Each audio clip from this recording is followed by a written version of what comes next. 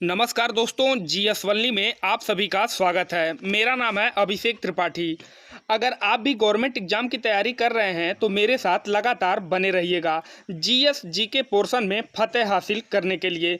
तो आज हम पढ़ेंगे करंट टॉपिक लेबनान विस्फोट के बारे में।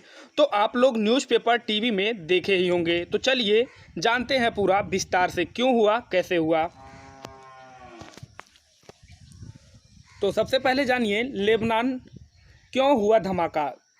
आप जानिए कि वीडियो में क्या पढ़ेंगे, चर्चा में लेबनान क्यों है, अमोनियम नाइट्रेट के बारे में जानेंगे और भारत में अमोनियम नाइट्रेट का क्या रोल है वो जानेंगे।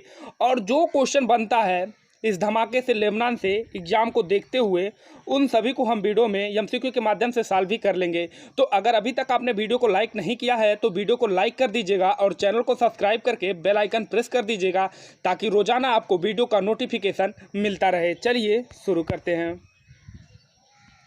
तो जानिए लेबनान चर्चा में क्यों है। तो लेबनान की जो राजधानी है बेरूत, वहाँ के मध्य बंदरगाह वाले क्षेत्र में विनाशकारी धमाका हुआ। ठीक, और इस धमाके में अब तक 150 से ज़्यादा लोगों की मौत हुई और 4000 से ज़्यादा लोग घायल हुए हैं। और यह धमाका बंदरगाह के पास स्थित गोदाम में रखे 2750 टन अमोनियम नाइट्रेट के कारण हुआ। क्यों हुआ? 2750 टन जो अमोनियम नाइट्रेट रखा गया था बंदरगाह के पास, उसमें विस्फोट हुआ। ठीक, अब जानिए धमाका क्यों हुआ। तो इस विस्फोटक पदार्थ को 6 साल से स्टोर किया गया था। कितना? 6 साल से स्टोर किया गया था। और मीडिया रिपोर्ट के मुताबिक असुरक्षित तरीके से अमोनियम नाइट्रेट को रखे जाने के कारण यह विस्फोट हुआ। कैसे? असुरक्षित तरीके से अमोनियम नाइट्रेट को रखे जाने के कारण यह विस्फोट हुआ। और जो लेबनान सरकार है वो धमाका कैसे हुआ इसकी जांच कर रही है। फिर थोड़ा सा अमोनियम नाइट्रेट के बारे में आप लोग जानिए कि अमोनियम नाइट्रेट एक केमिकल पदार्थ है जिसका कि रासायनिक सूत्र है NaH4NO3। कितना? NaH4NO3।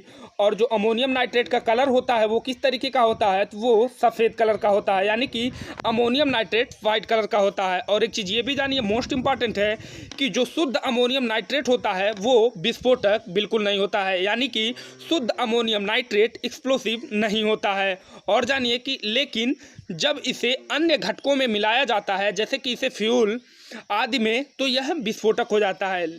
तो आपको ये पता चला कि जो शुद्ध अमोनियम होता है वो विस्फोटक नहीं होता है, लेकिन जब इसे अन्य घटकों में मिलाया जाता है जैसे कि ईंधन में आदि में, तो यह विस्फोटक हो जाता है।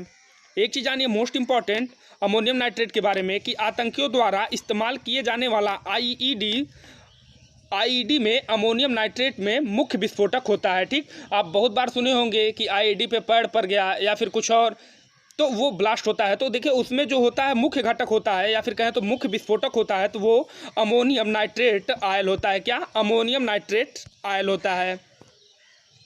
फिर जानिए कि क्या कभी और अमोनियम नाइट्रेट ब्लास्ट हुआ है? जी हाँ, बिल्कुल हुआ है। जब भी आपसे कोई पूछे कि क्या कभी अमोनियम नाइट्रेट ब्लास्ट हुआ है, हाँ बिल्कुल हुआ है। कहाँ हुआ है? तो अमोनियम नाइट्रेट के कारण कई बार विनाशकारी विस्फोट हुए हैं। कहाँ? तो 2015 में हुआ, 1947 में हुआ, 2015 में चीन में हुआ और 1947 में टेक्सास में हुआ। कहाँ? टेक्सास में। और 2015 में चीन में अमोनियम नाइट्रेट के कारण विनाशकारी विस्फोट हुए हैं। ठीक,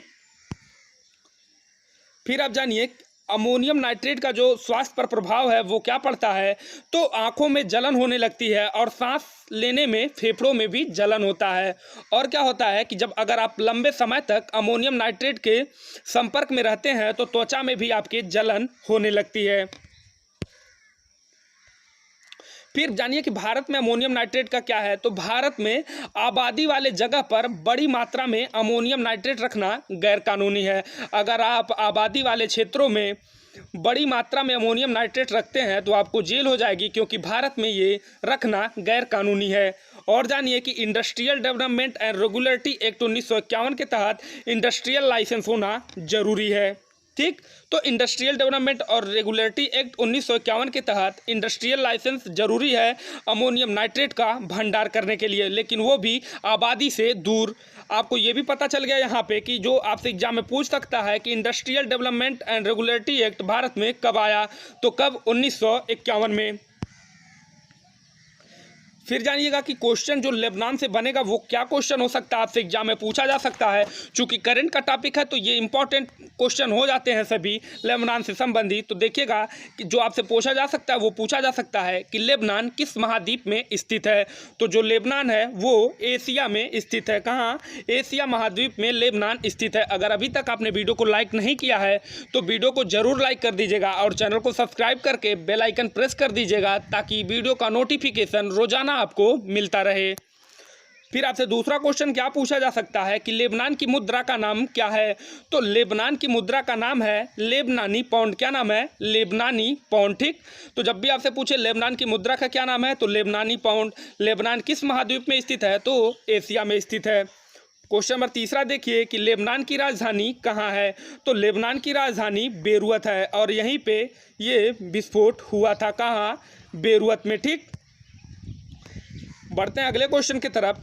क्वेश्चन देखिएगा, बेरूत में हुआ धमाका किस रसायन से हुआ है। तो अभी मैं बताया हूँ आपको कि अमोनियम नाइट्रेट के कारण बेरूत में धमाका हुआ था। ठीक, फिर क्वेश्चन चौथा देखिएगा, अमोनियम नाइट्रेट का रासायनिक सूत्र क्या है। तो मैं आपको बताया था कि अमोनियम नाइट्रेट का रासायनिक सूत्र NH4NO3 है। तो एक चीज़ याद रखिएगा, ये करंट का टॉपिक है तो क्वेश्चन मोस्टली यहाँ से आपसे पूछा जा सकता है और क्वेश्चन जो एग्जाम में बेसिकली यहीं सबसे पूछा जाता है। और करंट का वेटेज अब आजकल सभी एग्जामों में बढ़ गया है। चूँकि एक बात मोस्ट इंपॉर्टेंट जान लीजिए, मैं भी सेलेक्टेड हूँ तो आपको सेलेक्टेड कंटेंट ही प्रोवाइड कराता हूँ।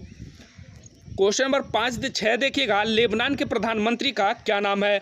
तो लेबनान के प्रधानमंत्री का नाम है हसन दियाब। क्या नाम है? हसन दियाब। बढ़ते हैं अगले क्वेश्चन की तरफ। लेबनान के राष्ट्रपति का क्या नाम है।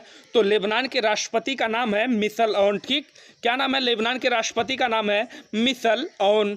बढ़ते हैं अगले क्वेश्चन की तरफ। लेबनान के दो पड़ोसी देश कौन कौन से हैं। मोस्ट इंपॉर्टेंट क्वेश्चन ये भी हो जाता है कि लेबनान के जो दो पड़ोसी देश हैं वो है सीरिया और इजराइल। आपसे एग्जाम में पूछ सकता है कि लेबनान के निम्न में से कौन सा पड़ोसी देश है। तो जो ऑप्शन होगा सीरिया और इजराइल, ये लेबनान के पड़ोसी देश हैं। बढ़ते हैं अगले क्वेश्चन की तरफ। लेबनान का सबसे ऊंचे पर्वत का क्या नाम है। तो लेबनान के जो सबसे ऊंचे पर्वत का नाम है उसका नाम है माउंट लेबनान। क्या नाम है? Mount Lebanon. ठीक, तो लेबनान के सबसे ऊंचे पर्वत का क्या नाम है? Mount Lebanon.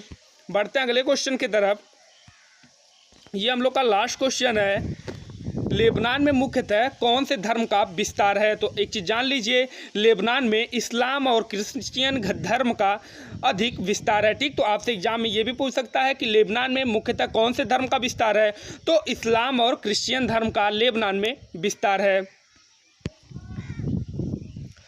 अगर वीडियो अच्छा लगा हो तो वीडियो को लाइक कर दीजिएगा और चैनल को सब्सक्राइब करके बेल आइकन प्रेस कर दीजिएगा ताकि वीडियो का नोटिफिकेशन रोजाना आपको मिलता रहे। मिलते हैं कल फिर एक नए वीडियो के साथ, तब तक आप बने रहिएगा GS वनली के साथ। मिशन सरकारी नौकरी।